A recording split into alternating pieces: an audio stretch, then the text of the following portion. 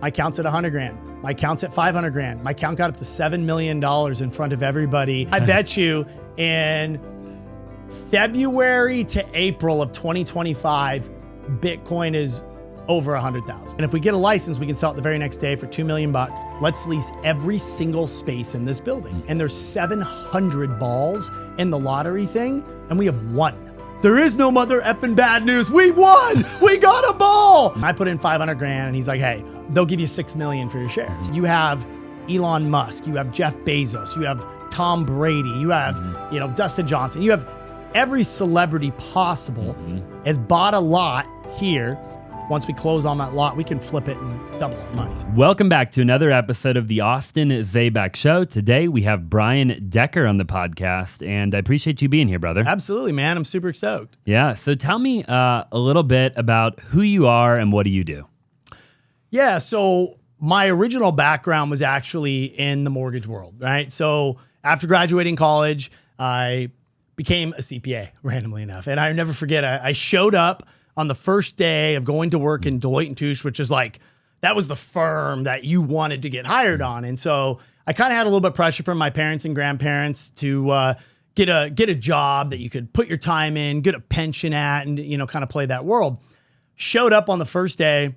I, one, was the only guy with tattoos. Two, was the only guy that was social. And I looked around and was like, yeah, I ain't going to make this. And so my two college roommates at the time were in the mortgage game. This is like 2004.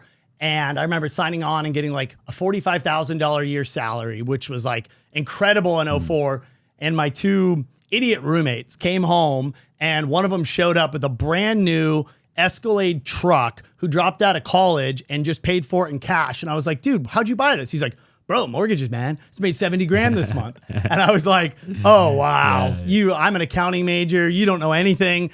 So quit that, got into mortgage, did that for a long time, kind of rose through the ranks. Was fortunate to kind of become one of the top 5 loan officers in the country, did a couple $1 billion in originations, worked for all the big firms. And then in 2018, launched my own mortgage bank and did that for a while. And I still own that company today, but just like you, I'm an entrepreneur at heart, right? I can't ever just have one business.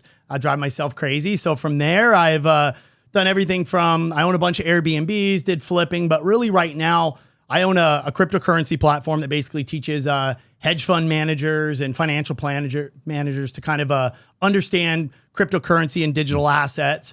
And then I launched with my good buddy, Tarek Al Musa, and my other buddy, Shelby. We all launched an energy efficient company that basically works with very large mortgage companies, home service companies, and real estate companies to basically make their homes more energy efficient.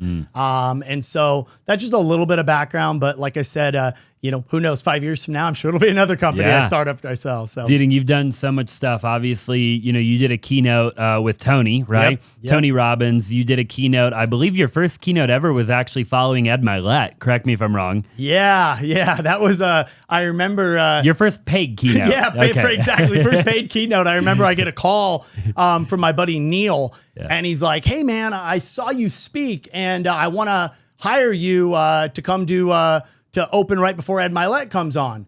And I was like, dude, I'm not a professional speaker, bro. Like, can we warm up? Like, I'm used to doing like real estate offices. And so came in and did that. And that was really on kind of teaching people about cryptocurrency and kind of the way that it's going to kind of revolutionize the world and how I see institutions, which this was about 2 years ago. And now, what do you know? Institutions are moving in. And then I've done 2 keynotes right before Tony Robbins in front of 7,000 or 8,000, and that was on, one of them was on mortgage, the other one was on social media and ChatGPT, and so it's no better way to learn public speaking than to get thrown in against the 2 greatest speakers of all time. For real, was it nerve-wracking?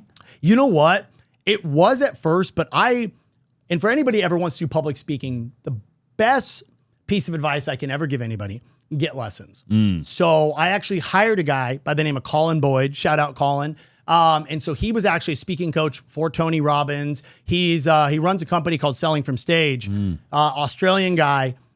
And it's a science, bro. I mean, you don't want to go into a big public paid speaking gig. It's like, if you're a baseball player and the last time you played baseball was in 6th grade and they're like, hey, by the way, you know what?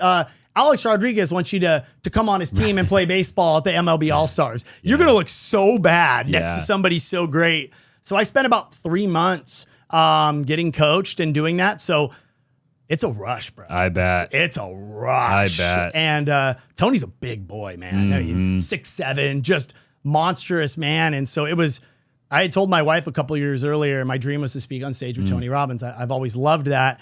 I just didn't expect it to be my third paid speaking gig. Yeah, I can't even, honestly, I can't imagine. I love the idea of public speaking. I've done it many times. I still get nervous every time I go out there. I've never had a lesson though. So you think that is like a total game changer? Yeah. And so I started out because I thought public speaking, like you're an energetic guy. You're very likable. People draw to you. But when you're speaking on stage, there's a very specific formula. And, without boring you on it, but basically what it works at is if you're going to walk on the stage, what most people do when they walk on stage, they say, hey, thank you, everybody. I'm Brian Decker. And they go into it. That's not how you actually speak. What you actually do when you walk on the stage, you walk to the center of a stage, the music comes down, and you allow for a 5 to 7 second completely awkward silence. And then once that completely awkward silence happens, you never say, let me tell you a story. You go right into it and say, it was November 5th.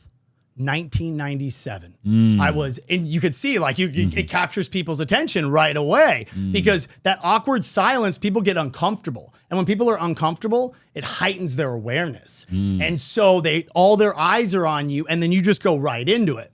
And then every speech is a opening. You got 3 main points you can hit, never more than 3 points because the human brain can't digest more than 3 points within a speech.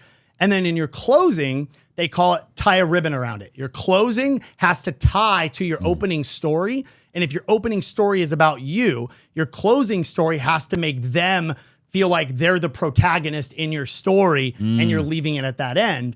And then every time you're on stage, you will always deliver your main points. So whether that's your opening, and that's each one of your main points of your 3 in the middle, and then you're closing dead center stage, but all your other points, you're either stage right or stage left, and the way you walk, and you'll be talking with your body facing to the left side of a stage, and you'll keep your feet and your hips still pointed to the left side, and you'll rotate your upper body looking at the right side of a stage, so both sides are engaged. So it's this crazy formula, and it works, bro. I bet. It works. And I've heard a lot about it. It's cool, dude. It's cool. It's fun. Yeah. So you recommend going and hiring a coach. What do you think about like Toastmasters? I think it's great. Yeah. I think it's absolutely. Have you been? I have been to Toastmasters. I was the guy that was absolutely terrified. I remember the reason why I actually wanted to get into public speaking initially was I was very comfortable going and teaching to groups of 100 to 200 people. Did that for 20 years. But it was always talking about something that I was very, very knowledgeable, right? Like whether that was on finance or mortgage or some type of industry kind of specific thing. But anytime I had to learn something new or a challenging concept, I was terrified. So I couldn't speak in front of classes. In college, I had to give my presentations after everybody left. So it was just a big fear of mine. And so for me, the reason why I did it was I wanted to challenge myself on it. And I knew that there was no way that I could deliver at the level I wanted to without doing it. So I started going to Toastmasters initially when I was just speaking in front of a couple hundred people. And then when I got asked the Ed Milet one, I was like, okay, I got to step up my game big time because otherwise I'm going to look horrible when Ed comes on stage and just eviscerates me, For sure. Yeah. And so it wasn't crazy. It's like $1,500 an hour. And I spent probably about 10 hours with him. So I invested a good amount of the money I made in this, basically my speaking fee paid for my coaching, but totally worth it. Totally worth it. Yeah. Totally worth it, and then too, there's that rush, bro. You've been on stage, that rush, and you accomplish it. Like, adrenaline rush like nobody's business. Dude, it's like a drug, bro. I really, one of my biggest goals in life is to eventually do what you're talking about, but to do that like consistently, like to literally like an Eric Thomas type of guy, right? Like, I love his story, dude. I remember watching Eric Thomas. I did network marketing when I was 18 or 17, 18 years old. And I remember I would go to all the events and Eric Thomas would be there. And I watched the whole evolution, right? And now, he's just, the hip hop preacher, right? Like phenomenal public, and I love the idea of getting on stage consistently. And I think anybody that wants to be a phenomenal entrepreneur needs to learn the art of getting on a stage, right? And I think it's actually really important. Would you agree with that? Oh, 100%. And what it not only just carries forward speaking publicly, but as entrepreneurs, we are constantly in high-level meetings where we're having to present. So what I learned on how the formula is public speaking, it also really helped me with my presentations. I've always kind of been a fast talker. My brain runs a mile a minute and my mouth tries to keep up with it. And so learning the proper pauses, learning hand gestures, learning all of those little different kind of, body movements to be able to control an audience has really helped. I mean, a lot of the stuff what we're doing with one of our companies now is, we're landing contracts with multi-billion-dollar publicly traded companies that I would be terrified to even present 3 years ago. Whereas today, I'm like, let's go. Yeah. And so I think it is, if I told both my kids, if there's one skill set that I wish that you would have the ability to learn, it's to be able to effectively communicate. I love that. And that's huge. Yeah. What's the company that you're most excited about right now of all of the companies? I'm sure you're excited about all of them, but which one's like really gets you like fired up? That's Soar Energy, man. I was a mortgage guy for 20 years, right? And got every award, got every accolade, but I never loved it. I just didn't. It's like, as a wholesaler, imagine if all you did was wholesale $400,000 residential homes and you were on the phone doing it all day long for 20 years. Right. It loses steam. It's not challenging, right? But you never can let go of your golden goose that allows you to have all these other entrepreneurial ventures. And as a mortgage company owner, one of the things I didn't understand was homeowners were getting solar put on their houses, but they were getting sold solar by the same guys that maybe a year ago sold Mona V at the door, right? And they were selling them an asset that's $30,000 to $50,000, and a homeowner doesn't even know what a kilowatt hour is, a unit of energy. They have no clue. And so you have these guys that are highly incentivized, that are unlicensed, selling homeowners these massive systems that they do not understand in an unregulated industry. And then as a loan officer, we have to deal with the transferring of the solar system when somebody buys or sells the house. And I just didn't like that. I saw all the bad leases that people were getting put in.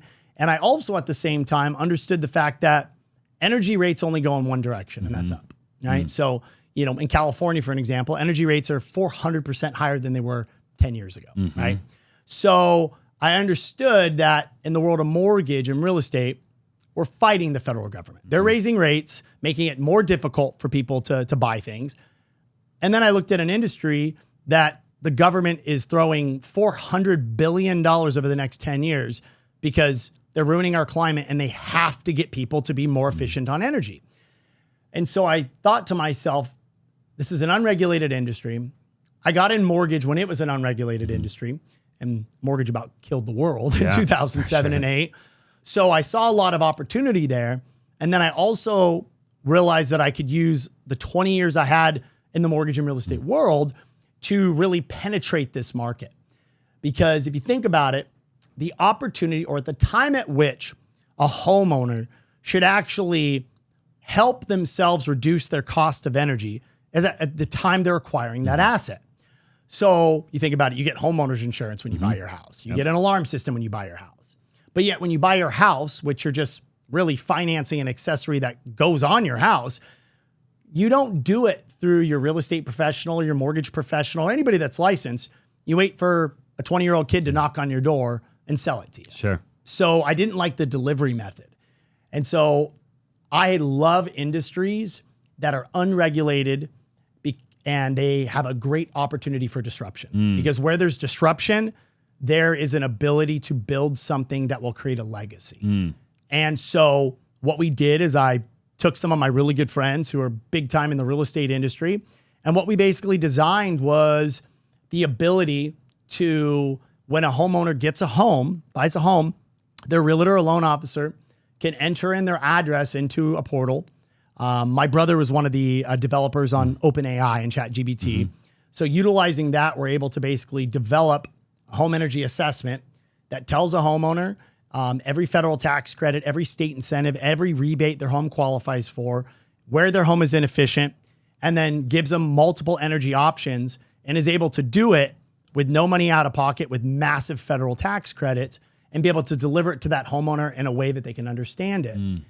And it's allowed us to ink strategic partnerships with EXP, with Jason Mitchell Group, with UWM, the biggest players in the space. Sure. And so it's a big road ahead, but it's something so exciting because nobody's ever done it before. I don't know if you know this, but the majority of the views that we get are from people that are not subscribed. So do me a huge favor and subscribe if you like the podcast so far. Smash the like button for the YouTube algorithm, and let's just go ahead and get back to the interview. You know? And when you're laying in bed, right, and you're getting out of the mortgage industry, and you've done all these other things as an entrepreneur, right, and somebody watching or listening, how do you have this idea, the vision, right, and you're a visionary, you're an entrepreneur, like, what were the steps that you took to get into that world? Like, you pick up the phone, you call Tariq El Moussa. I mean, what were how do you even, for somebody who's trying to wrap their brain around, like, they have this like big idea,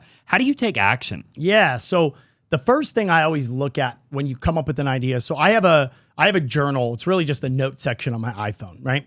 Anytime I see a problem, I write the problem down. And I keep track of all the problems that I experience in my life.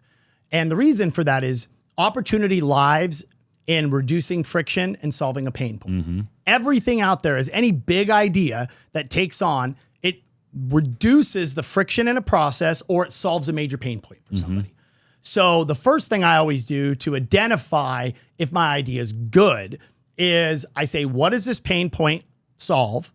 And are people willing to pay for it, right? And so if both of those go yes, then what I look to do is I call people around me that are no people. I have a group of guys that they'll tell me when something's stupid. And they're at a much higher level in their business careers than I am. One of them was a longtime friend of mine. He was the largest owner of Toyota dealerships in the country. The other one is my buddy Matt Ishbia, who owns the Phoenix Suns now, right? So when we had this idea, what I did is I called Tariq and I said, hey, Tariq, am I correct in the assumption that you hate solar? Do you hate it? Yeah. And he's like, I absolutely hate it. And I go, why do you hate it? He goes, because they don't transfer, nobody knows anything about it, and the systems never produce what they're supposed to, and everyone still has an energy bill, and I have to pay the stupid things off when I go flip these houses. Okay, perfect. I felt the same way, by the way. Right? Same exact way. Exact same thing, which is the same thing I felt. So I'm like, okay, there's the pain point. So I went out and I reached out to a couple guys I really, really valued, and I wanted to hear all their pain points. Once I found their pain points, I said, okay, if this is going to work, I got to find a solution for all these pain points. So what I did was I reached out to people that are in the industry. So the first rule is I establish it's a pain point and establish I can monetize it. Second is I verify that the pain points I'm feeling are being felt by the individuals that I would wanting to convince that I have the solution, right? So I list all those pain points out. Then from that, I go out and I find the biggest players that I know in that industry. So in this case, I talked to my buddy Zane, who I just honestly, and this is where a lot of people don't realize it, is Instagram is a powerful tool. And if you spend time giving content and giving value to people and you build up a decent sized audience, you can reach out to anybody and they'll respond, right? And so I reached out to Zane. I never met him before. And I said, hey man, I have an idea. Can I pick your brain? He blew me off. So I hit him up again. And he was like, hey, I'll have my VP call you. And mind you, the guy runs a couple $100 million company or whatever. So his VP calls me and I just grill the guy with really good questions. And he confirmed everything that I thought. Yeah, this is screwed up like this. This is screwed up like this. This is screwed up like this. So I said, okay, well, I always recommend when you're going to go into a business, don't try to go into an industry that has no parallels to your previous industry, right? That's a big thing. So if I'm going to start an industry, I've got to be able to use the relationships and the knowledge and the process and systems I've developed in my previous one. So I'm not starting from scratch again. So I said, okay, I've been dealing with homeowners for 20 years. I've been dealing with home financing products for 20 years. And I've been dealing with home servicers, realtors, and mortgage loan officers. So I want to stay in something in that bubble. And so what I did is I said, okay, a lot of the systems and processes they're dealing with the same client I'm used to dealing with. They're dealing with the same type of financing that we're really dealing with.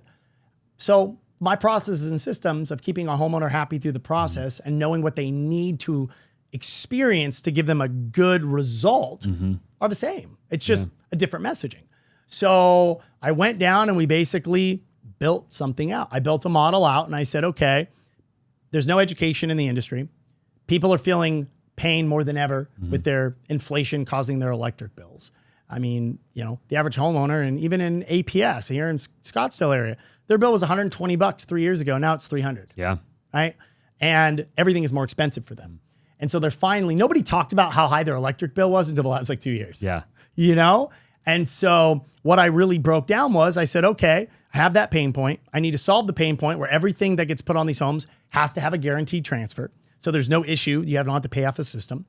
Then we had to really redefine the experience for the homeowner, and that starts through education. So there's no education being given to these people. So I know how to educate people in mortgage, so let's educate them on that. And I just really kind of mapped out that process, and it's a lot of trial and error. And the biggest thing is your team. My first problem as an entrepreneur is I tried to do everything myself, and now I would rather share equity and just focus on my superpowers.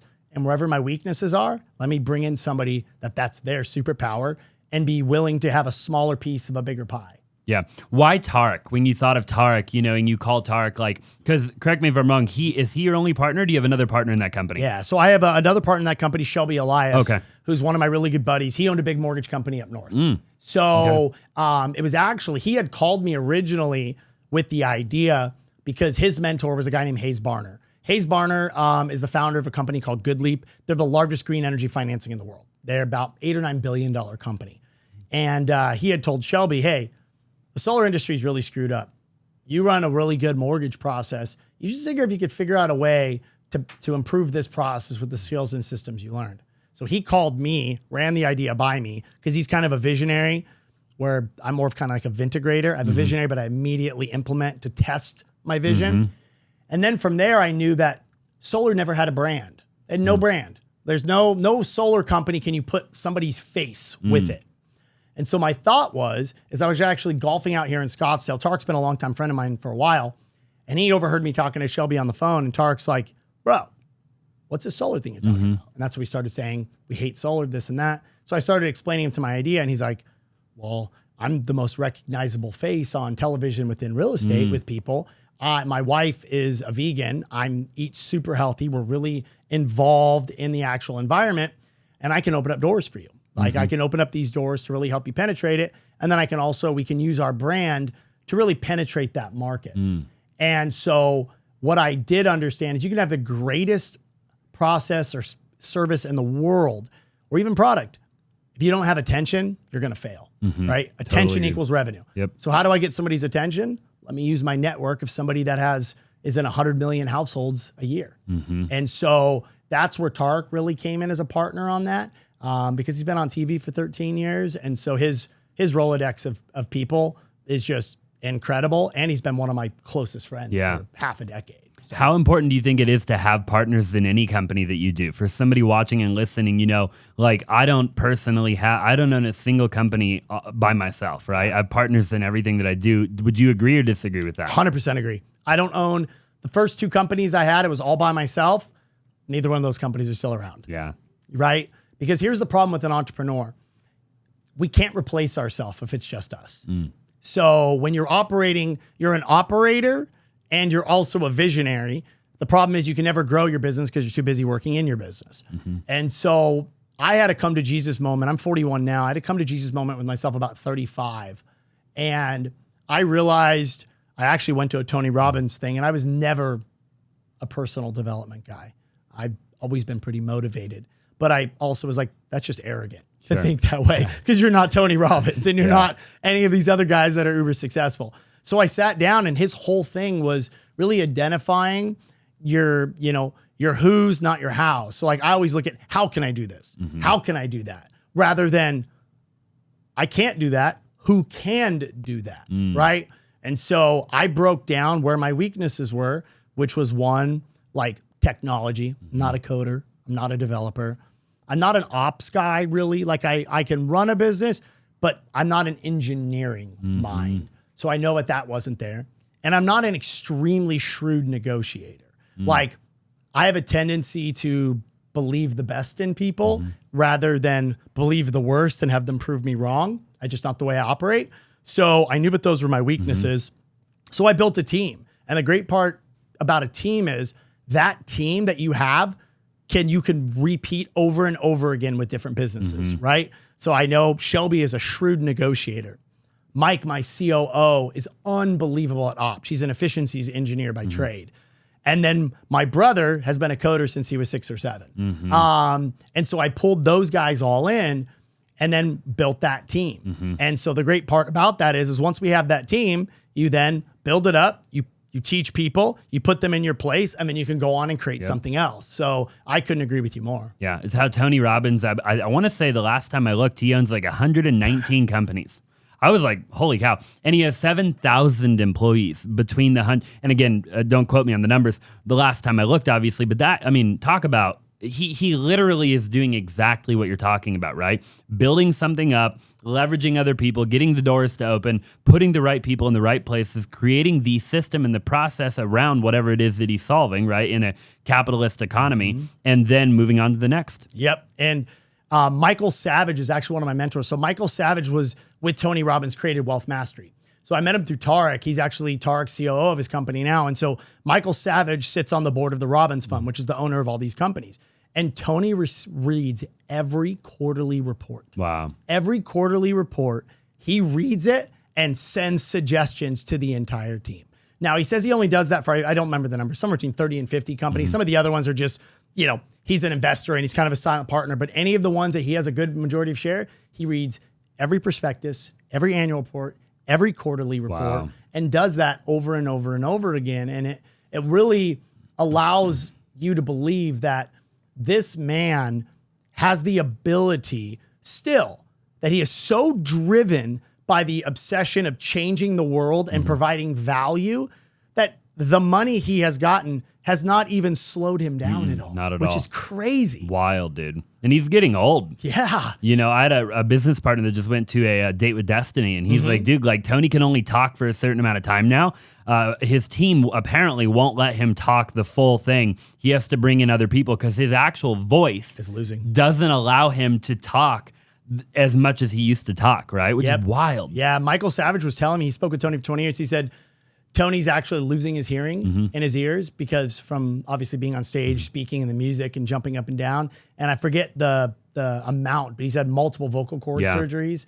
And so they said like this year is probably gonna be the last year you're gonna really see him do much. And then from there, it's going to be him doing an intro, even holographically, so he can spend time with his family, and then his guys coming in to do it. So wild, which is dude. Crazy. Yeah, wild. And even now, like having the wraparound screen that they have, and him and Dean Graziosi during COVID, they had, totally ran with that whole thing, Which nobody thought anybody was going to be able to do, to be able to keep people's attention virtually. Leave it to Tony to figure it out. He figured it out. And people are paying the same amount of money they were paying before to go to a virtual event, $7 or $8 grand. I know. Yeah. Now with your businesses, do you run a pretty consistent like operating system? Meaning do you have like one of the things I know helped us was we have a very specific plan that we operate our business by. We run quarterly things. We run rocks. We run all these types of accountability charts where everybody holds these things accountable, run those things. You've done a lot, and in a short period of time. Do you attribute a lot of that to having a really kind of an operating system that kind of allows you to really put the right people in the right seat? Absolutely, yeah. And I have phenomenal partners, and I've failed a million times. But dude, our wholesaling company, we'll do. We're Keegley's number one. We're number two. Yeah. Right. Yep. Long term, I'd love to earn that number one position. But and I'm good friends obviously with Jameel and Josiah and Hunter and Rahima and all them, and they're great, right? And a lot of them mentored me actually, back in the day, right? And I was partners obviously with Cody Sperber, and Josiah was his protege, and blah blah blah, So, but yes, to answer your question, we do, And now, again, a lot of it is just having incredible people. Now this is actually my main role right now. Yeah. And we have 5 companies. I mean, technically we're in mortgage right now, but we don't own a mortgage company. We're involved in, I don't know if you're familiar with Clear Mortgage. I've heard of the name. Okay. Yeah. So we're involved with them. It's kind of like a JV in a way. Yeah. And then we do, we're involved in title, and then we have the retail team, the wholesale team, the media company, the education company, and then just a couple of other odds and ends, But I'm looking to get to where you're at. I mean, my ultimate goal is I'm 28, but I can't wait, man. I'm fired up. What did you think about, going back to the mortgage thing, because I'm curious, you worked for, what was the initial company you worked for? So way back when I originally got in was with a small broker shop called City First. And then I took a big signing bonus. It kind of works like the major leagues in mortgage back in the day. Basically, they track all your numbers, they track all your rankings, and think of yourself as like, a numbers athlete on the team, and they report your numbers annually. And so in 2012, there was a company called Guaranteed Rate. They're a big company now. They actually offered me a signing bonus to kind of switch over to that company. And that was like 2011 or 12. Spent about 5 or 6 years there. And then from there, was recruited over by Anthony Shea, the CEO of Loan Depot, was over there, and then was there for about 3 years, was kind of being groomed to potentially run that company. And then I ended up starting my own in end of 18, beginning of 19. And are you looking back on that? Was that the right decision? Obviously, it had to have been. It led you to where you are today. But for somebody watching or listening, I mean, how complicated is it to start a mortgage company and run a mortgage company? I mean, you ran a massive operation. Yeah, I think the key is you want to spend time in every single role. I think one of the biggest mistakes that most people make is they decide to start a company in an industry where they've never sat in every seat. So you don't have the ability to fully understand the business. Like, you may have been a loan officer, but you've never spent any time understanding how loan processing works, or how fundings work, or how managing your warehouse lines work, or how managing your locks or work. So I think that the reason why a lot of companies fail when they get an individual that's a high performer, typically a high sales performer, and they decide they want to go start their own company, is they only know one thing within the business. They know sales. They're like, if I could drive a bunch of sales, we're going to do great. Revenue's for vanity, profits for sanity, is like I always say. And so when you have to spend a lot of time. Now, I personally am of the belief that if you really want to become an expert in an industry, you got to spend 10 years in that seat. Yep, same. Yeah. And so I probably spent a couple years too long. And a lot of it was just the fact that I had very young kids and I was making a hell of a lot of money. And I didn't have any responsibility to operate the company, because outside of the owner, the top sales guys get paid number 2, right? So I was making a lot of money, but what ended up coming from it was I had nothing to show for it. I had spent 15 years and had funded several billions of dollars in mortgages, and I had nothing to show for it. If I got fired, I have nothing. I have no equity. I helped them build their businesses. I've shared all my ideas that they've implemented. And so really when that came, I was about 37 at the time. And I finally just said, hey, you know what?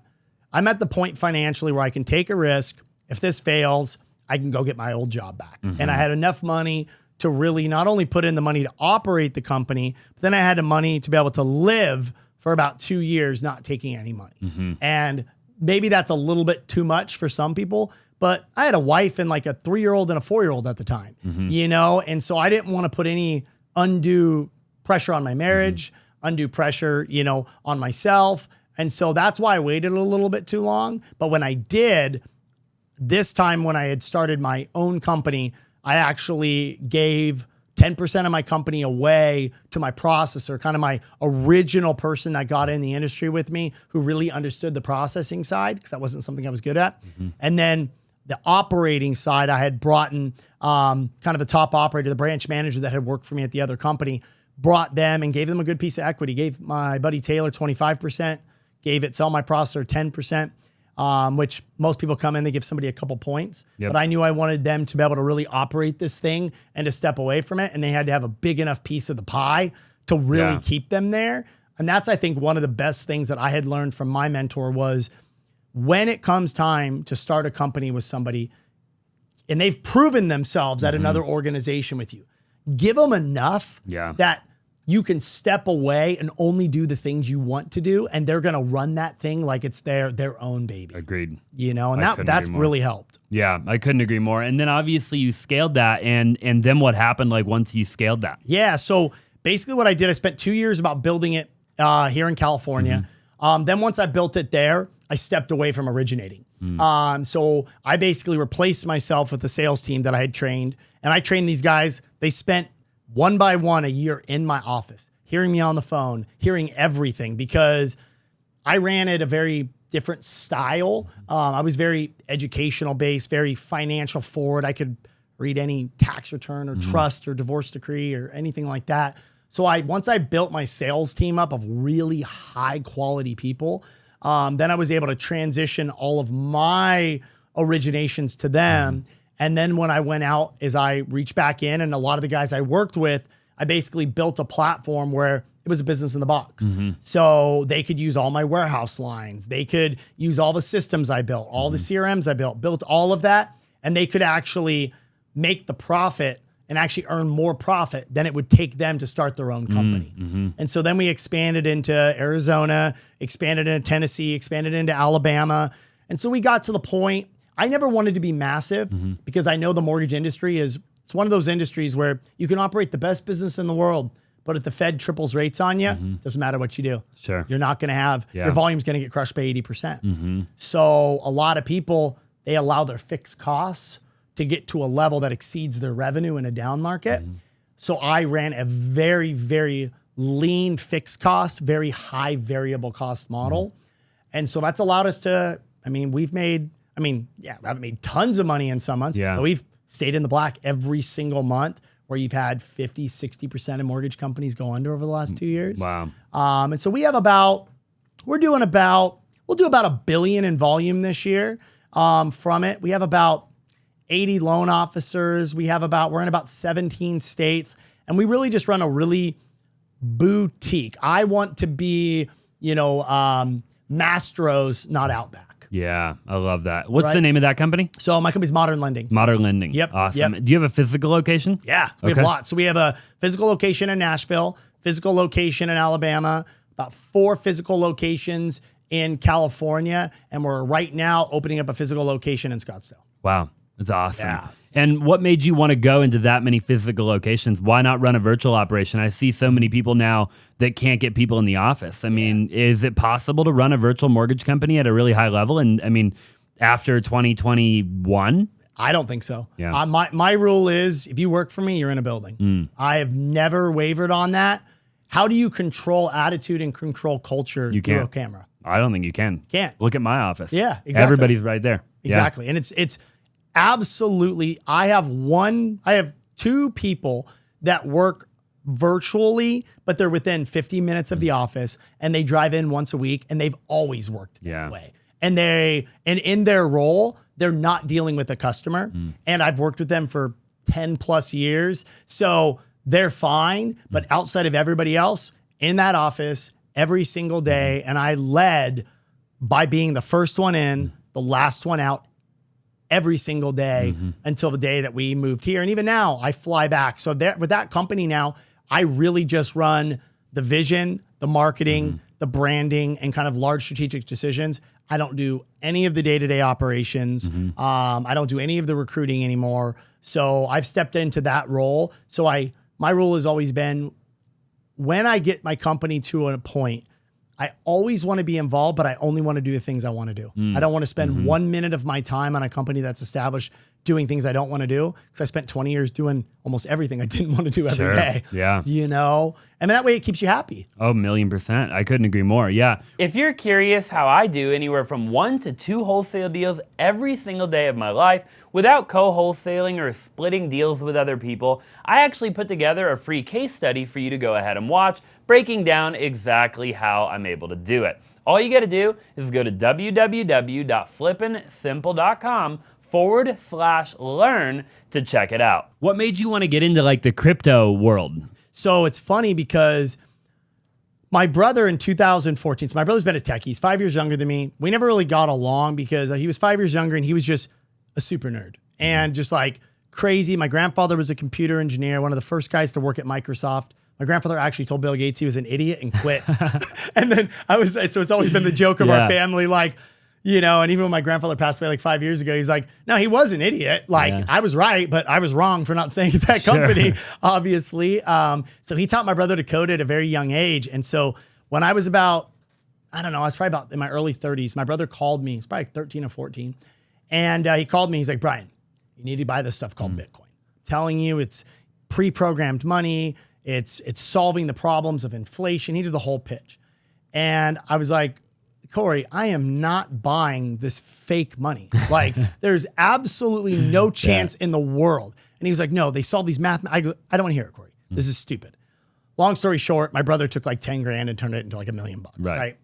So I was wrong, but my pride refused me to get into crypto again.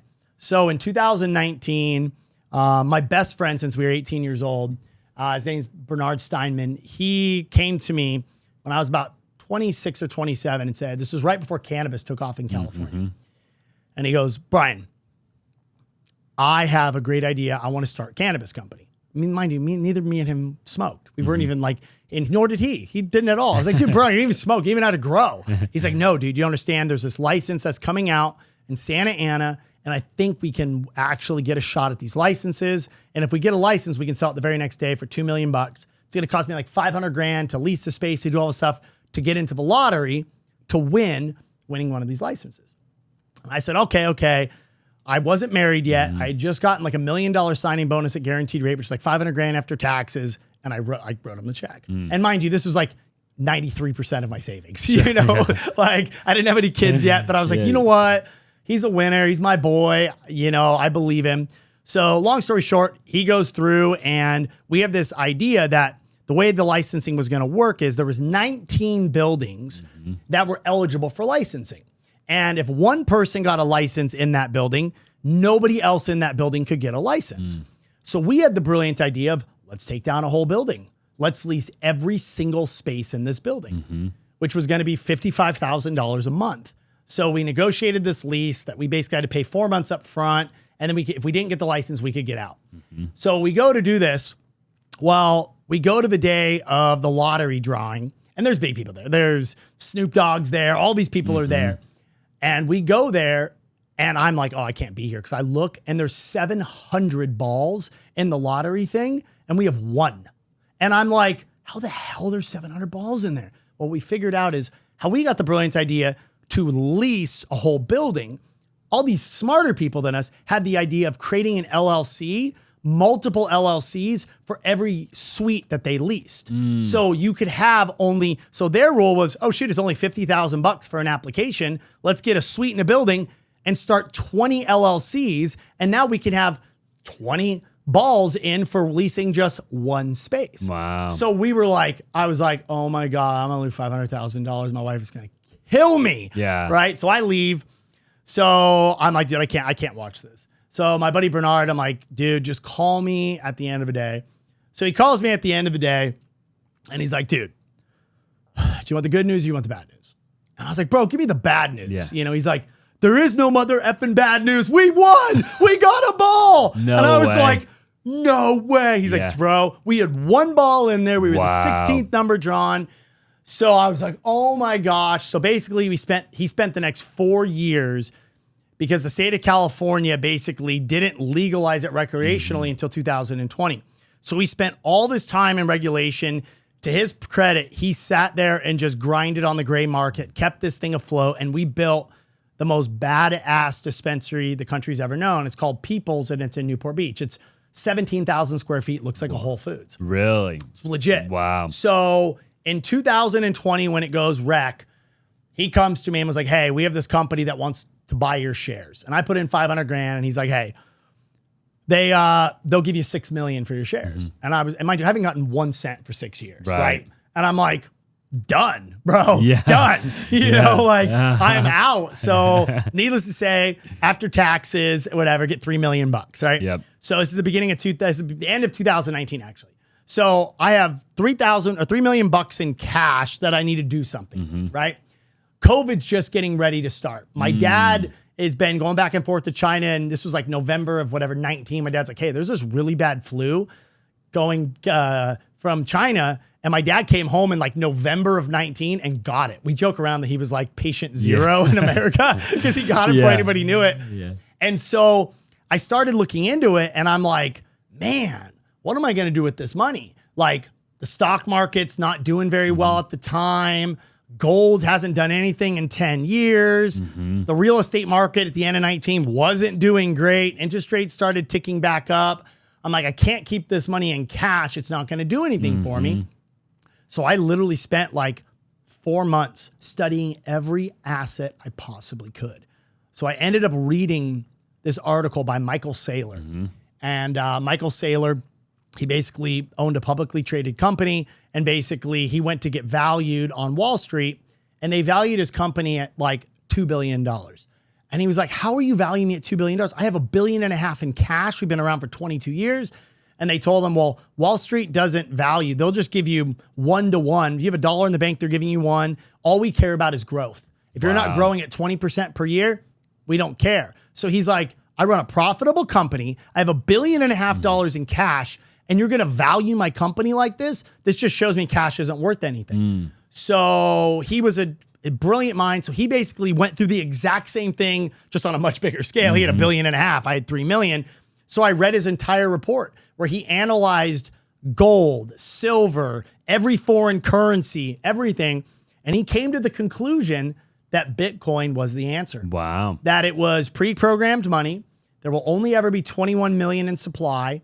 4.5 million were lost back in the early days of people losing them on ledger wallets and, you know, all this stuff before you had it.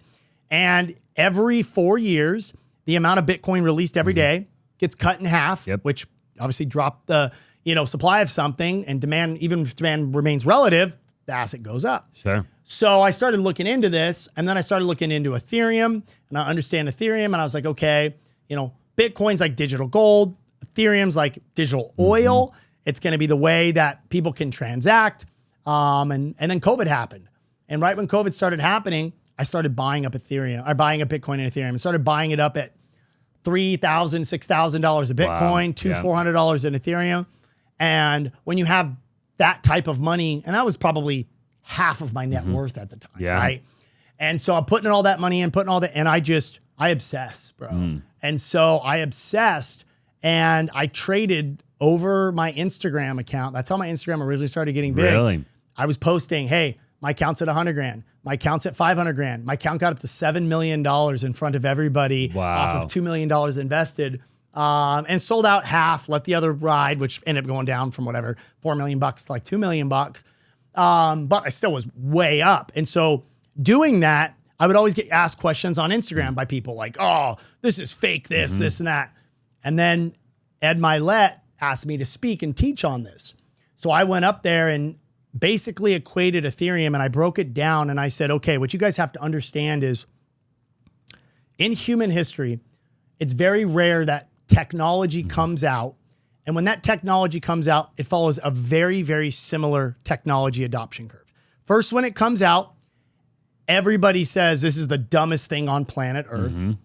Then you start getting the initial adopters, which causes massive hype. Then once it reaches like all-time hype, then it has a massive sell-off, and then it builds up momentum and increases over time. So you look at the stock market. So in the early 1900s, the stock market was introduced. The 1910s and the roaring 1920s was all caused by people now had the ability of paying money and owning shares in companies to speculate it on. So it's over speculation. You know what happened? Crash of the stock market. Now, did the stock market go away? No. Took 10 years for it to rebound. But if you would have put, I saw a quote the other day that if Joe Biden would have put $1,000 in the S&P 500 when he was born, it would be worth $7 million today, which is more money than he has made over his entire political career, supposedly, right? Obviously. And so then we all saw what happened, and I started studying. Look at the dot-com bubble. We get this new technology called the internet, right? And I'll never forget, Bill Gates, this is like 80 something, goes on the David Letterman show. And he talks about the email. And he's like, yeah, it's this email. And you can even like listen to a baseball game on here. And David Letterman's like, bro, haven't you heard of a letter? Bro, haven't you heard of TV? Yeah. Haven't you heard of this? And he's like, no, you don't understand. Like, it's a place where you can go. He's like, wait, you want me to believe I'm going to go in this little box and I'm going to go to places and look at them and want to buy things rather than just going to the store? You're crazy. Yeah. Nobody's going to want that, right? Yeah. What happened? .com bubble, hype, crashed. Did the internet go away? No. Amazon lost 97% of its value in 2002. So wild. Which is crazy, right? Yeah. And now look where it is. And so you look at that, and now we have cryptocurrency as the latest technology, blockchain technology, right? And so we saw that. We saw it slowly make its way up. We had this crazy run up in 17, 18, 19, 20, 21. And then everyone thought cryptocurrency's dead. And then over the last 3 months, we've seen BlackRock, largest asset manager in the world, submit for a Bitcoin ETF, right? You have Fidelity, Charles Schwab, Wisdom Tree, Invesco. So you have all these massive, massive asset managers now applying to start carrying this stuff. And so when I was learning all of that, I just felt like people didn't have an ability to explain it simply. And so I just kind of took it upon myself with a couple partners to create a platform called Crypto Charge. So what we do is super inexpensive. We did it because we didn't want to really actually make a lot of money on it initially. We charge only $49 a month, and every single day we do a 30-minute show. We have a full platform that's very much similar to like a big trading platform where it gives them trading signs, teaches them about the asset, teaches everything that they want to know, tells them when to buy, when to sell, all of that. And we really just did it for our cost. And it's grown to a couple thousand members now. And I love teaching people about something that I know if they just buy one Bitcoin in 30 years, it's going to be worth $1 million. What do you think Bitcoin will be in 2030? Somewhere between $1 million and $2 million a coin. Really? Yeah. If I was a betting man, we just look at something very simply. So Bitcoin follows halving cycle. Okay. So best way to explain it is you have Bitcoin, and imagine if we had a piece of paper, right? We have a piece of paper and it's a lined piece of paper and there's 30 lines on that. And what we do is there's a bunch of math problems on that paper. 1 + 1 = whatever. And so we have a big room. And there's a bunch of guys in there on that room. And we just go in and one by one solve those problems on that page. At the end of that page, right, we go to the next page. Bitcoin works like that. There's a ledger, think of it as a lined page, and there's all these mathematical problems. And those mathematical problems that are being solved basically is coding that strengthens the network. And once you finish a page known as a block, you go to the next block. And once you have around 250,000 blocks done, then the amount of Bitcoin that gets released every day into the market gets cut in half. So it was 50 originally, then it was 25, then it was 12 and a half. Now it's 6.75. And in April of next year, that 6.75 is cut down to whatever, 3 3/8 or whatever that number is. And when that happens, every time there's a halving, within 5 months of that halving, and it's happened 3 times before, Bitcoin breaks a new all-time high. And every single time it has done a multiple of at least 4x to 30x of its previous all-time high. So let's say if it only does 2x on this next halving. Bitcoin peaked in November of 2021 at 69,000. Okay, right? So that means even if it does a 2x, not a 4x or any of those other ones, because obviously a bigger market cap takes a little bit more money to move. Now you have a $140,000 coin. Now, what people don't understand is if these institutions just allocated 1% of their capital. So if BlackRock said, I'm going to take 1% of my capital that I have and I'm going to invest it into Bitcoin. I don't think they're going to do that, but just it'll buy every single Bitcoin available on the market. Wow. And that's it. So you think about it, if there's only really going to ever be about 17 million, because 4 million are truly lost, every millionaire could never even own a Bitcoin in this world. It's insane. You know? And so you got the federal government. When is it halving again? April of 2024. Wow. Yeah. So if I was a true betting man, and you can have me back on the show when this happens, I bet you in February to April of 2025, Bitcoin is over 100,000. Yeah. I'll bet you a Bitcoin on it. I love it. We'll hold you accountable. Yeah, for exactly. Sure. How many do you have right now? I got about 25. Okay. I got about 25. I have a lot of Ethereum. I have a couple hundred Ethereum. Do you like Ethereum? I do. Yeah. I think of Ethereum is the best way to explain it is, so imagine, we all know we all use the internet, right? Yep. The internet is a network. Okay. It's a network, right? Now, who owns the internet? Nobody, right? Yeah. Nobody does, right? Everybody that makes money on the internet is not the guy that developed the internet, the network. It's Apple, Facebook, Google, all these applications that were built on the internet that drive people. People get to use the network for free. They go to Google. Google takes all of our information and then sells us that information on ads and makes billions and billions and billions of dollars on it, right? So what ended up happening when Ethereum was created by Vitalik Buterin, he said, I don't understand this. The network of the internet is created for free. There's applications on the internet that basically legally steal everybody's information. They pay nothing to operate on the internet at all. And then they use our information really without our will and then sell us a bunch of stuff and sell our information to a bunch of other people that make all this money on us and we get nothing for it. Wow. So he said, what I'm going to do is I'm going to create a decentralized network. And in order to operate on my network, anybody that transacts on the internet, they got to pay Ethereum to use it. So imagine if Google had to pay the owner of the internet every single time somebody was delivered to his website. So what has happened and why Ethereum actually does more transactions per year than Visa, that's how much people are using it. Why? Because people are tired of having all their information stolen. They're tired of being decentralized or censored on everything they want to do.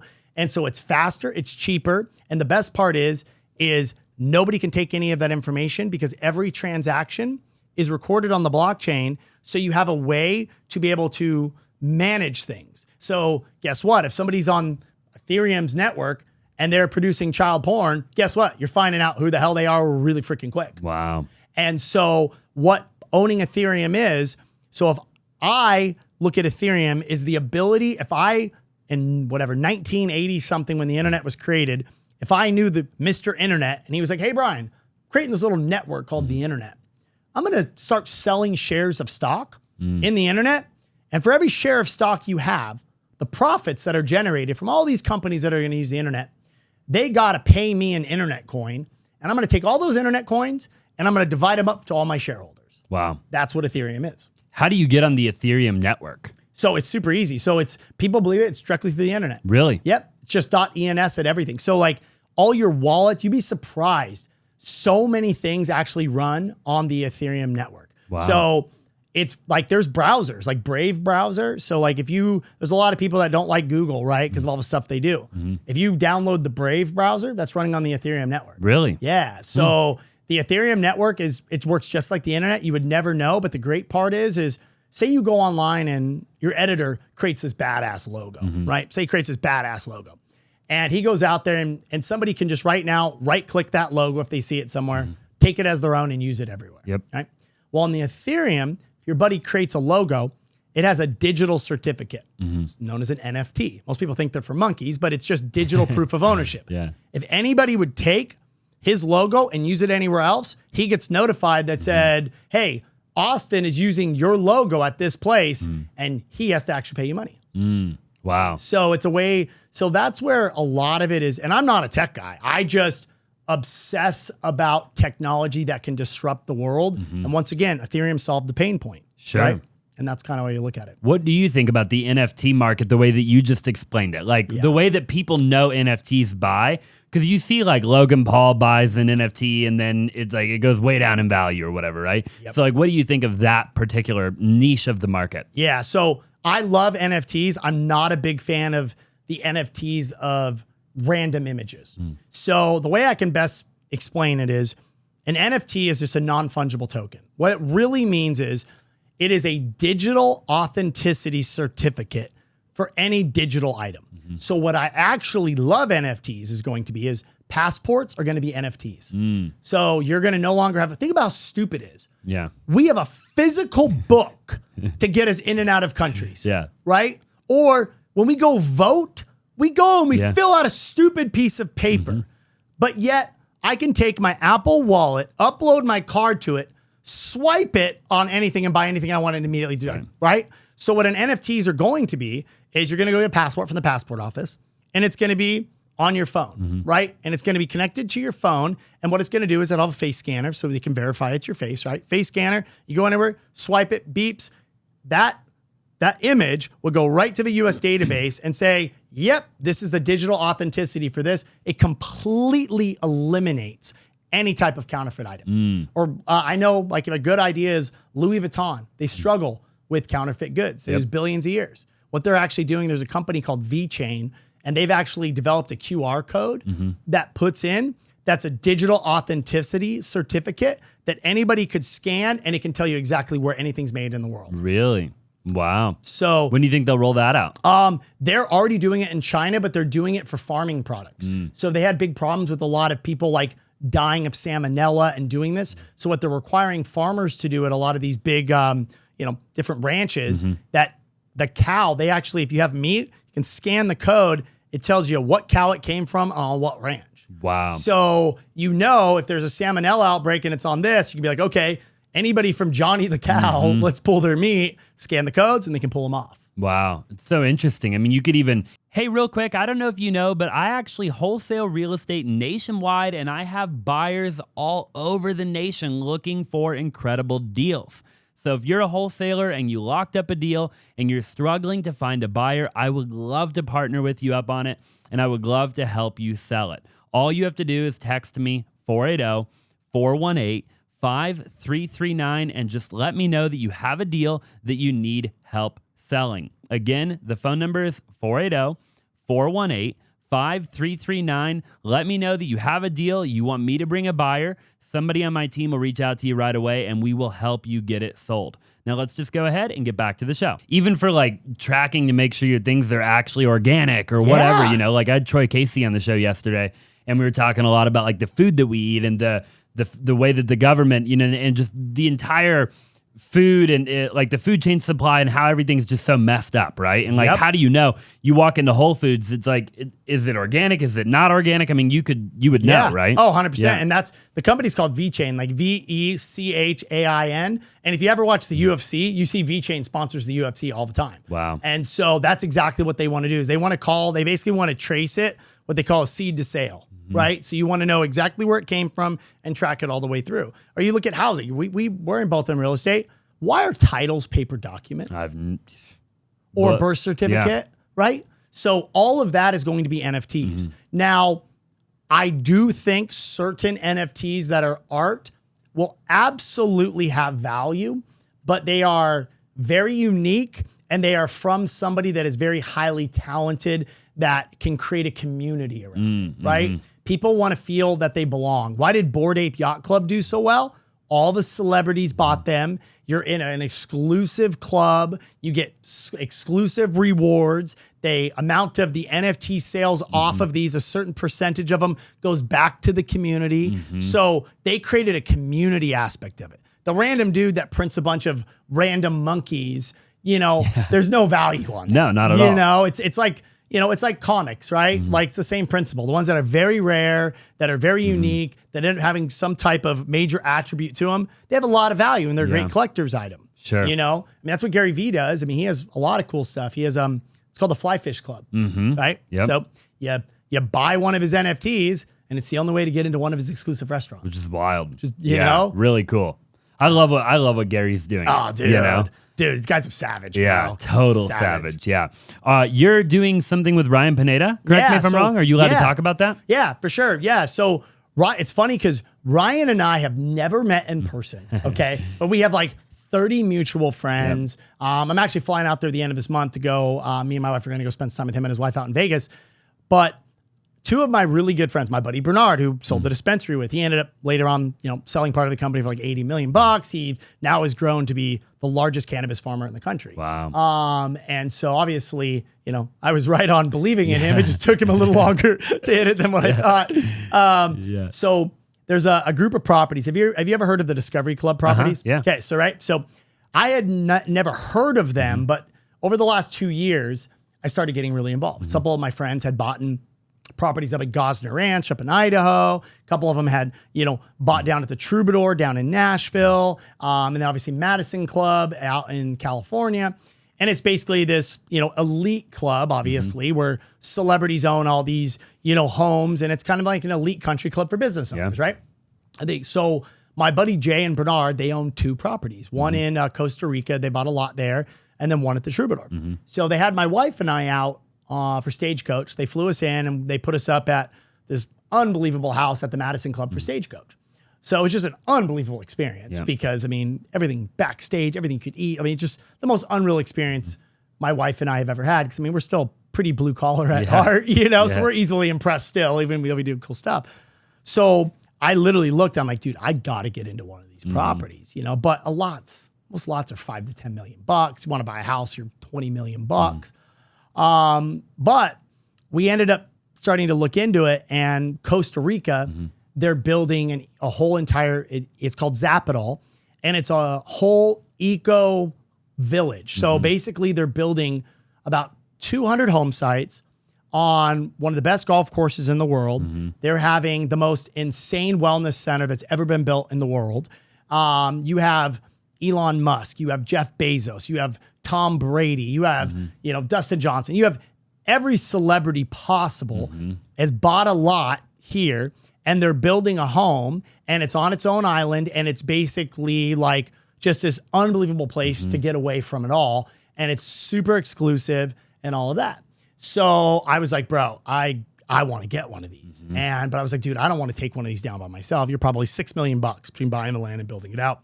And I'm just not at the point where I want to write a $6 million check, for a fourth home, For sure.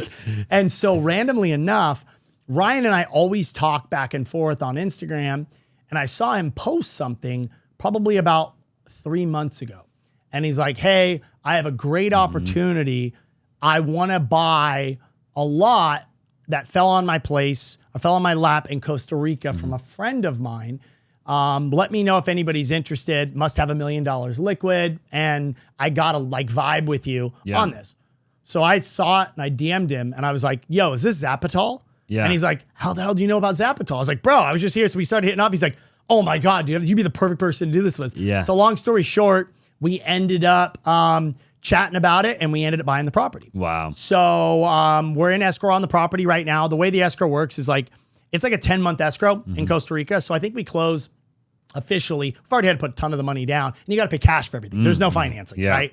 So it's several $1 million for the lot. And so once you actually get the lot, we close on the lot in March. Then we're going to start building the property out there, and it's pretty cool because one of our next door neighbors is the pro golfer Dustin Johnson. The other one, I forget who the other guy is. He's another pro golfer, or Jordan Spieth. Okay, there you go.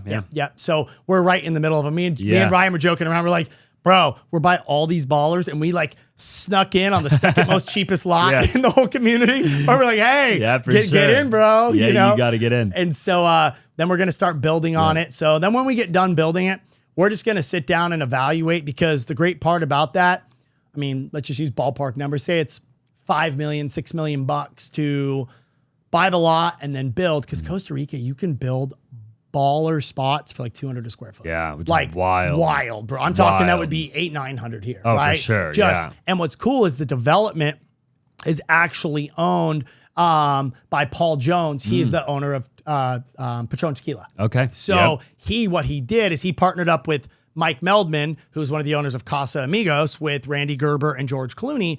They partnered up, and John Paul, sorry, John Paul, I screwed that up. John Paul fronted hundreds of millions of dollars on this project. So they're building out the entire project. Wow. Why people are just starting to break down on their lots, which has never been done in the history of Discovery Properties.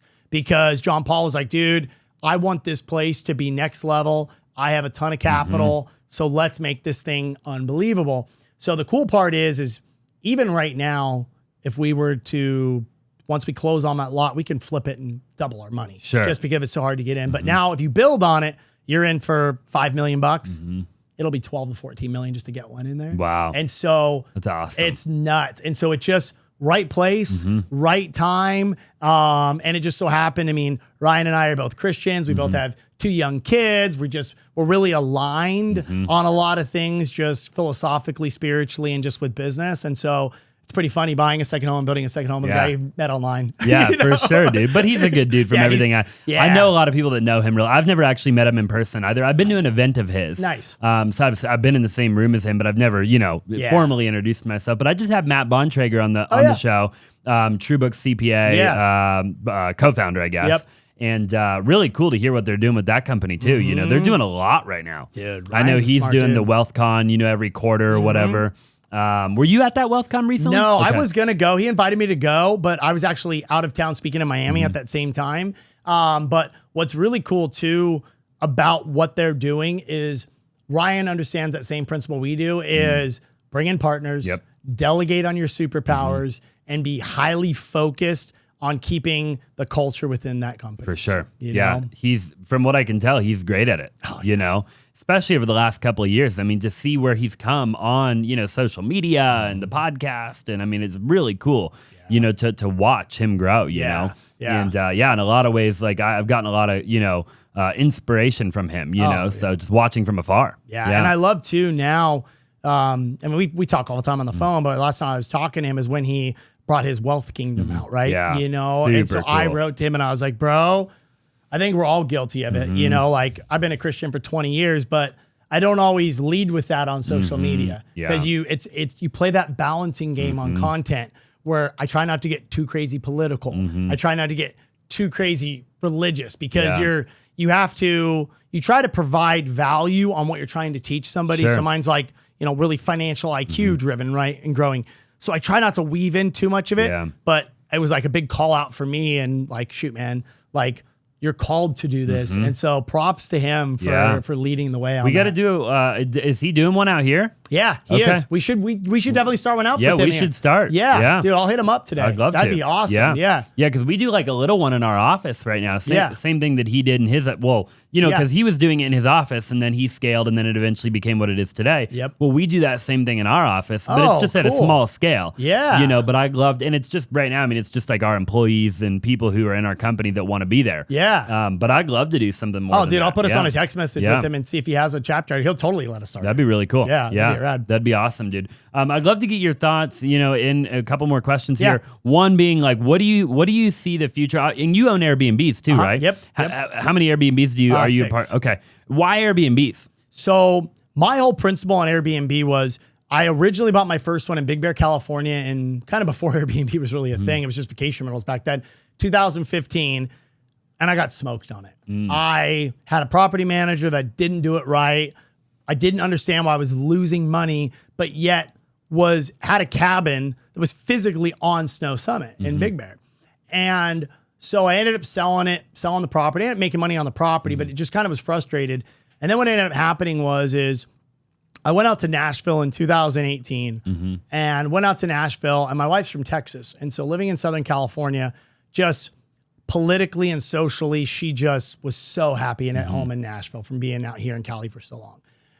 And so we went there and I said, hey, babe, let's get a second home out here. But I know us, we're only going to use it like 4 times a year. We got little kids. I'm going to figure this Airbnb game out. Right. So bought 2 Airbnbs out there and hired a really good designer. This girl named Lauren Houston. She's done every big country celebrity's home.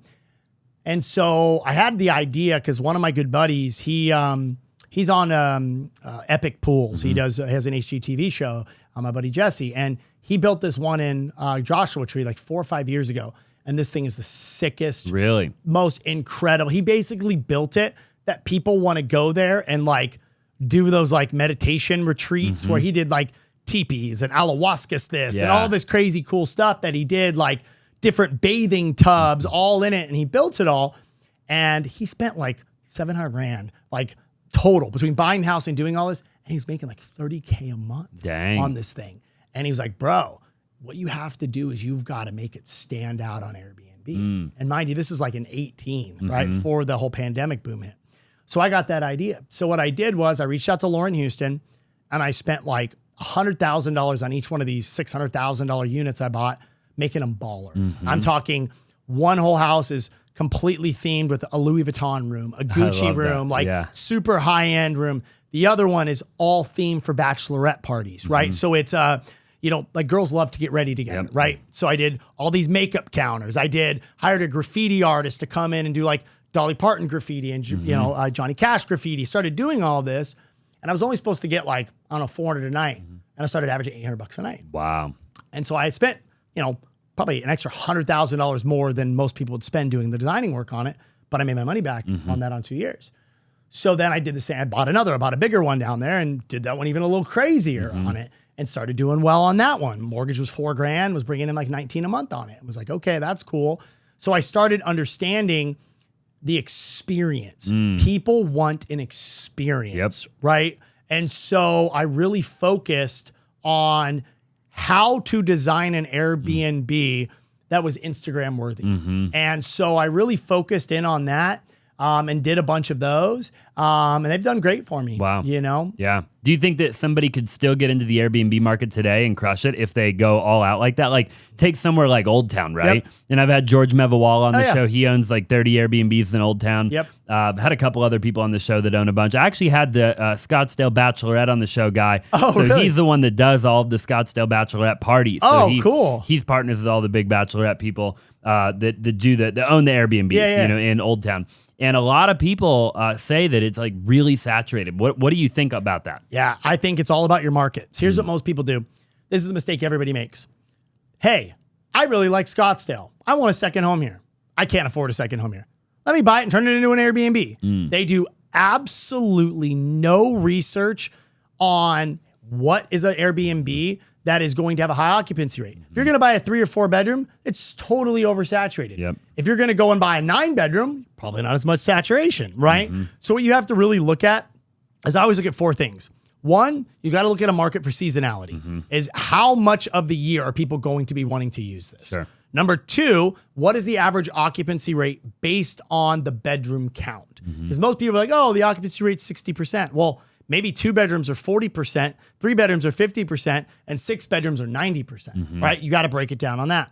Then the third thing you got to look at is you got to look at the ease of travel, okay? Is the only way to get there by flying, right? Or are you going to actually have a steady population of people coming in because they're going to want a staycation, right? So you want to look at that. And then number 4, can you create a theme around it? So for an example, I personally would not buy an Airbnb in Scottsdale. It's oversaturated. Okay. But what I would do is I would buy a property in the Outer North Banks in North Carolina, and I would theme the entire thing based on the Netflix show, The Outer Banks, right? Now, every single person, a girl, a guy, any fan of that show, guess where they're going to stay when they go to the Outer Banks in North Carolina? They're going to stay at your place. And then I would also use Pace Mobley's Subject to on it. So I would go in there and find somebody I could take over their existing mortgage on it, park a bigger down payment, pull up a 3% interest rate. Even if I had to put 50% down, okay, if I had to bring in partners, I bring in partners. Now I don't worry about cash flow, right? And so that's the way people have to look at it. They need to decide that, hey, if I'm going to get an Airbnb because I want a second home there, don't plan on making money. For sure. Just you're going to try to offset some of your expense. If you want to make money, you need to look at a market that isn't oversaturated and look at creating a theme and investing the money and not just buying all your furniture off IKEA. You got to get creative. I love what you just said. Like in a matter of seconds, you got creative, you get in your head, you really think about it, right? Like I think people don't think about anything enough. Like they're not, they want to make a lot of money, be an entrepreneur, be successful, but they don't put any thought into it, right? Like it's like, man, like sit down and draw it out. Exactly. People, they get an idea, and their idea is motivated by money, and they're saying, how can I finish this so I get to the money? And do the least amount of work possible, right? Like the least amount of effort, to get to the end result. You're never going to get there. No. You're never going to make any progress. Well, I know I've kept you for a long time. Your time's super valuable. A couple more questions. One is, how do you manage everything, right? Like, your wife, obviously, she must be really cool. I know I just did an episode recently with Andy Elliott. I had Jacqueline Elliott on. I had his wife on. And I've had multiple high-level people. I've had people on the show that have had failed marriages. I've had people on the show that have, cheated on their partner, and I've noticed a common theme in roughly about 100 episodes now with all of the high-level people I've had on that it can be tough to manage everything and balance everything. And this word balance gets, Tony Robbins calls it work-life integration. But, how do you do it all? Is your wife like really cool about everything? Like what? And is there rules that you have that like, hey, at 7 o'clock, I turn my phone off and put it away? Like, how do you do it all? Yeah, no, that's a great question. This was something I absolutely did not have figured out at all.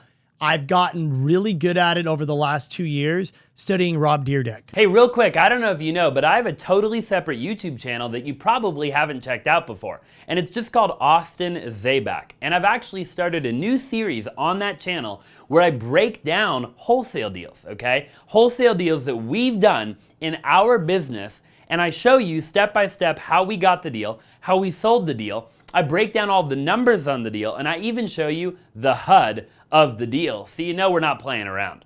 Now, I don't know how long you've been following me, but I do anywhere from 1 to 2 wholesale deals every single day. And my goal is to get to 100 deal breakdowns on that YouTube channel. So definitely, if you haven't already, go check it out. I'll link it down in the description below. And without further ado, let's just go ahead and get back to the show.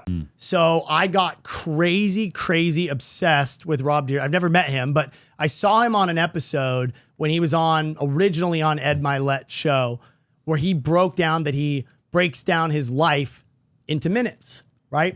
And he follows a very strict routine. And so then my good buddy Matt Ishbia, he is 43, 44 years old, I don't know, worth $10 billion, owned UWM, just bought the Phoenix Suns, and his entire life is broken down into 15 minutes where he thinks about everything. So I started really counting up all the time I wasted per day. So when I get up in the morning, just give you an example, what I would do normally, I'd get up in the morning, I'd wash my face, I'd put my contacts in, I would go into my bedroom, closet, pick out an outfit for the gym, find some socks, find some shoes, try not to turn off the light so I wake up my wife, go out into the kitchen, make my coffee, make my protein shake, go in, pack my computer up from my office, and get into the car. So I timed it in total, because after doing this, and it took me 17 minutes. So what I did was I said, okay, how can I make this as easy as possible? Okay, what I'm going to do is I'm going to have every single one of my gym outfits put together where it's shirt, shorts, gym shoes, socks in the gym shoes. So when I get home from work, I'm going to grab it, throw it into my gym bag. I'm going to run out, throw it into my car. Before I go to sleep, I'm going to make my protein shake, put it into the fridge. And then what I'm going to do is when I get ready to go to bed, I'm going to leave my contacts out right there. Now let me see how fast I can do it. And I ended up getting out of bed and getting in my car in 2.5 minutes. Wow. So I said, shoot, I just saved myself 15 minutes of time. So I started doing that slowly through my life. We think about clothes in our closet. What percentage of the clothes do you wear every single 3 weeks in your closet? Very low percentage. Most people, I know my wife definitely has, she probably has 12 outfits she wears, but she has 17,000 clothes, right? You know? So it's called the Kaizen method. It's what Toyota did when they started manufacturing cars. So I eliminated my closet down. I have, 20 shirts, maybe 20 pairs of pants, 5 pairs of shoes, some gym clothes, and everything else is in back stock in another room. So I don't get distracted. It's just boom, boom, boom. So I started going through that, and first I made my life more efficient. So I was able to save like an hour and a half, right? So then what I started doing is I said, okay, I get to the gym. I leave my house at 4:45, get to the gym, usually 5:30. I do exactly 35 minutes of cardio. I listen to a podcast that's 34 minutes, so it ends.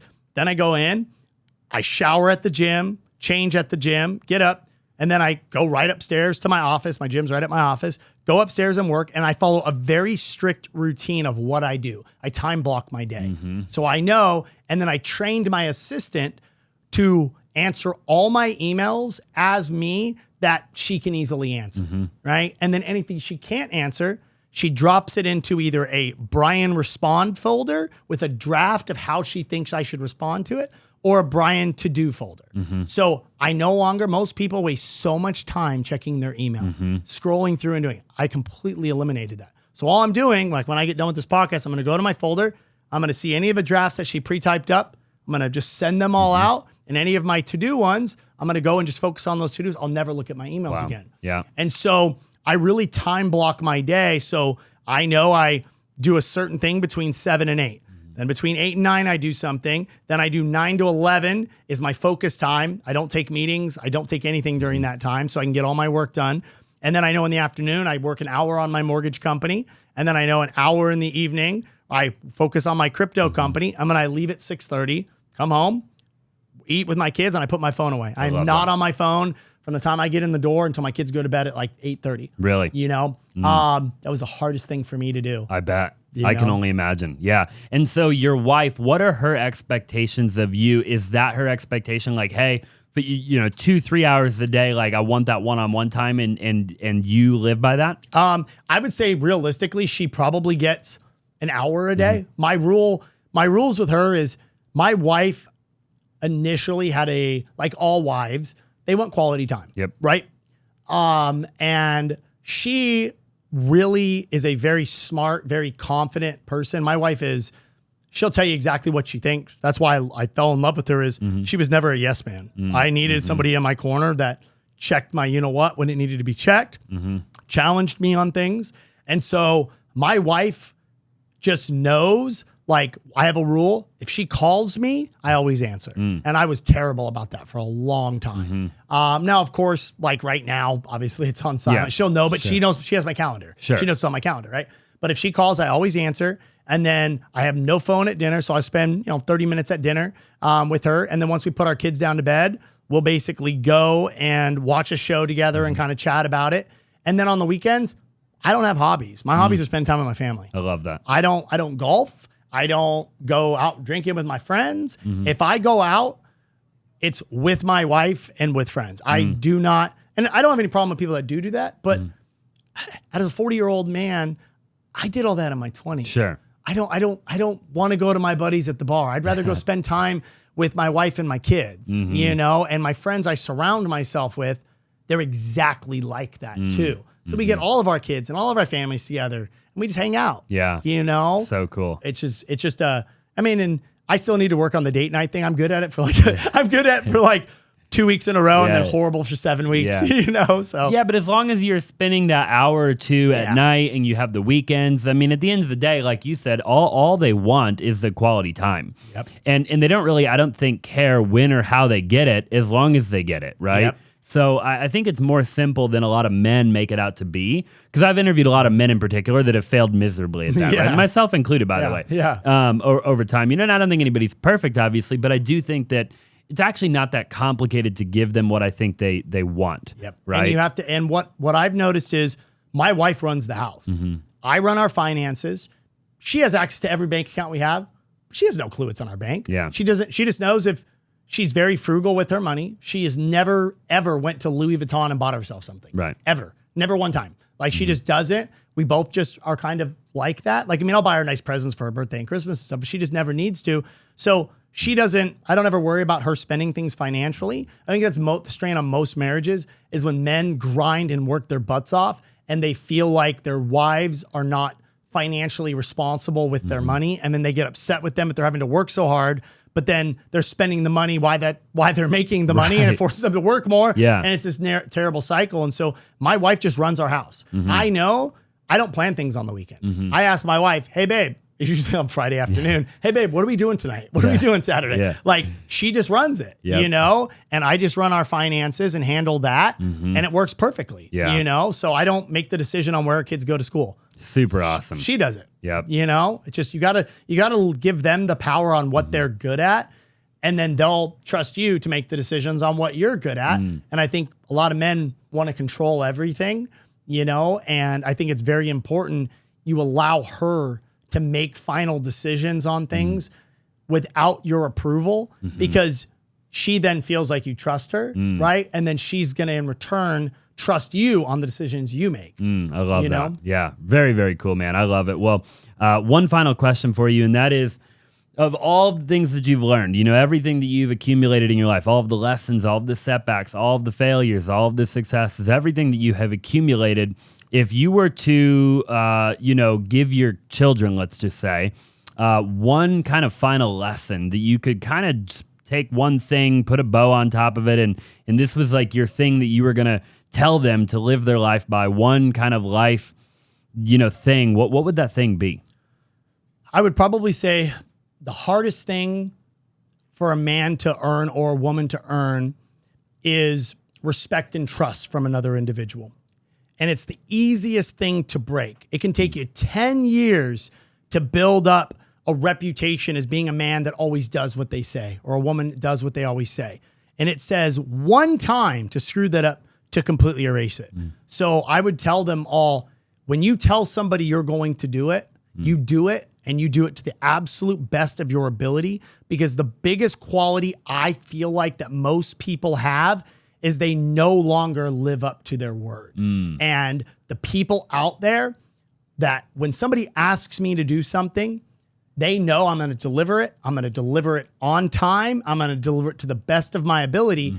And by that, doing that over and over and over and over again, no matter how much money you come from, if you are known as an individual that always tries to go beyond the expectations that many other people have, you show up on time and you always do with what you're going to say, and you listen to what the other person has to say, you're going to be successful, because people are going to want you on their team. And if you don't have money, the only way you're going to get money is by getting somebody to put you on their team and take you on that ride to get you that first amount of wealth. So awesome. I love that advice. Have integrity. Yeah, exactly, man. Phenomenal advice. Brian, where can people find you? How can they connect with you? Do you have anything you want to, obviously we're going to put all your links and everything down below, but is there anything in particular you want people to go look up or to get a hold of you by? Yeah, no, I would just say, if you guys want to, you guys can check me out on Instagram. It's just the Brian Decker, Brian with an I.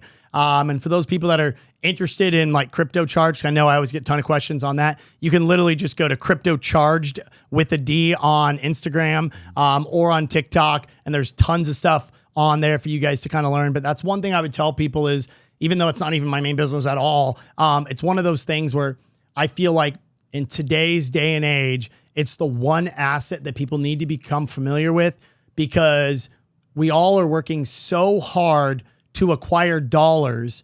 And at the same time, the federal government is just making more and more and more of them, and they're going down lower and lower in value. So we've got to start putting our money into hard assets that have a fixed supply, so it preserves our wealth, whether that's gold, whether that's real estate, whether that's cryptocurrencies, whether it's commercial buildings. You need hard assets, because if you keep your money in dollars, you got to make 6% on your money just to keep your money where it's at, not even make any money. And people don't realize that, So I'm going to be buying more Bitcoin after the show. You know what I mean? Yeah, for sure, Yeah, brother. I can't wait. And I'll get you back on in 2025 and then again in 2030. Yes. And we'll see if we're at 1 million. Yeah, exactly. I love it, dude. Hey, I really appreciate you being on the show, brother. It was an absolute honor to have you here, and I can't wait to get you back on eventually. Yeah, I appreciate it, brother. Have a good one, man.